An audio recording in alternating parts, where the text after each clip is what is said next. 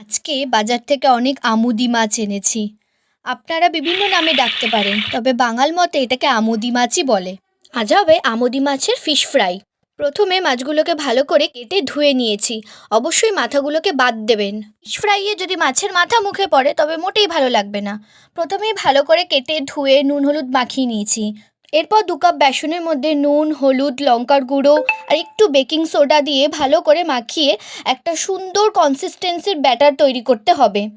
একদম এরকম, ঠিক পাতলাও না আবার খুব মোটাও না। এবার কড়াইয়ে তেল ভালো করে গরম করে একবার করে ব্যাটারে চুবিয়েই গরম গরম তেলে ছেড়ে দিচ্ছি।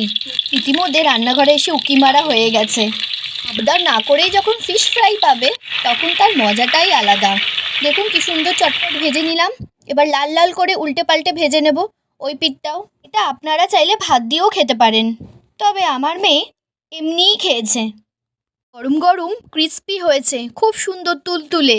ভেতরটা খেতে লেগেছিল আর বাইরেটা একদম ক্রিস্পি। খেতে কিন্তু অসাধারণ হয়েছিল। লাইক করো, কমেন্ট করো, সাবস্ক্রাইব করো, অবশ্যই রান্নাটা কমেন্ট করে জানাবেন।